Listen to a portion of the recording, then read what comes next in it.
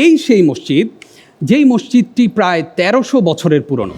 হজরত ঈসা আলাইহিসসালাতু ওয়াসসালাম যখন এই পৃথিবীতে আবারও আগমন করবেন, তখন দামেস্কের এই মসজিদে উমাইয়া, এই মসজিদের সাদা মিনারার পাশেই তিনি অবতরণ করবেন।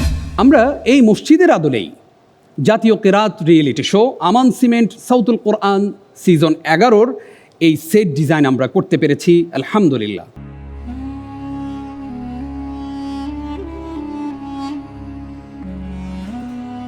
প্রিয় দর্শক শ্রোতা, আপনাদেরকে একটি গুরুত্বপূর্ণ তথ্য দিতে চাই। আপনারা নিশ্চয়ই দেখতে পাচ্ছেন যে আমাদের এই সেট ডিজাইন করা হয়েছে একটি মসজিদের আদলে। আর এই মসজিদটি হচ্ছে সেই মসজিদ যেটি সিরিয়ার দামেস্কে অবস্থিত, যেটিকে সিরিয়ার জাতীয় মসজিদ হিসাবে আখ্যায়িত করা হয়ে থাকে। এই সেই মসজিদ যেই মসজিদটি প্রায় 1300 বছরের পুরনো। এই মসজিদের উল্লেখযোগ্য একটি দিক হচ্ছে এই মসজিদটি প্রাচীন স্থাপত্য শৈলীর অন্যতম নিদর্শন। পাশাপাশি এই মসজিদের সাথে গুরুত্বপূর্ণ যে বিষয় সম্পৃক্ত তা হচ্ছে হজরত ঈসা আলাইহিসসালাতু ওয়াসসালাম যখন এই পৃথিবীতে আবারও আগমন করবেন, তখন দামেস্কের এই মসজিদে উমাইয়া, এই মসজিদের সাদা মিনারার পাশেই তিনি অবতরণ করবেন। আল্লাহু আকবার। আমরা এই মসজিদের আদলেই জাতীয় কেরাত রিয়েলিটি শো আমান সিমেন্ট সাউতুল কোরআন সিজন 11-র এই সেট ডিজাইন আমরা করতে পেরেছি, আলহামদুলিল্লাহ। প্রিয় দর্শক, এ পর্যায়ে আমরা এই সেট ডিজাইনের উপরে, এই মসজিদের উপরে একটি ডকুমেন্টারি দেখে আসব। সিরিয়ার রাজধানী দামেস্কের হৃদয়ে দাঁড়িয়ে থাকা এক নীরব ইতিহাস উমাইয়া মসজিদ। শতাব্দীর পর শতাব্দী ধরে এই মসজিদের দেয়াল শুনেছে প্রার্থনার ধ্বনি, দেখেছে ইতিহাসের উত্থান পতন। উমাইয়া খলিফা আল ওয়ালিদ ইবনে আব্দুল মালিকের নির্দেশে 705 খ্রিস্টাব্দে শুরু হয় এই মহাকীর্তির নির্মাণ।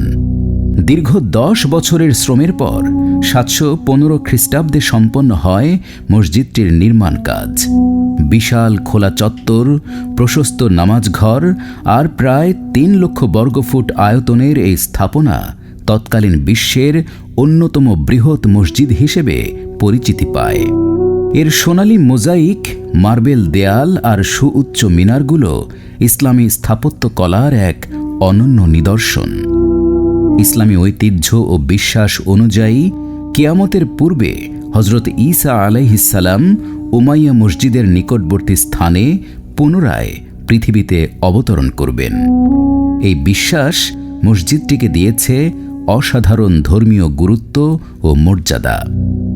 কালের পরিক্রমায় আগুন, ভূমিকম্প আর যুদ্ধের নির্মম আঘাত বারবার এসে পড়েছে এই মসজিদের ওপর। সাম্প্রতিক সিরীয় সংঘাত ও দীর্ঘ শাসনামলে এই ঐতিহাসিক স্থাপনাটি পড়েছিল অবহেলার ছায়ায়। রক্ষণাবেক্ষণের অভাব, ভাঙা অবকাঠামো আর নীরব ক্ষয় যেন ধীরে ধীরে মসজিদের গৌরবকে ম্লান করে দিচ্ছিল।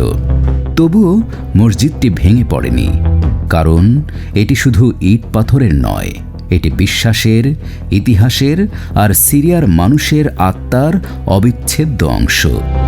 সব প্রতিকূলতা পেরিয়ে তাই উমাইয়া মসজিদ আজও দাঁড়িয়ে আছে সিরিয়ার মানুষের সহনশীলতা, বিশ্বাস ও অটল শক্তির প্রতীক হয়ে। আলহামদুলিল্লাহ। প্রিয় দর্শক, মসজিদে উমাইয়ার উপরে আমরা একটি গুরুত্বপূর্ণ ডকুমেন্টারি দেখলাম।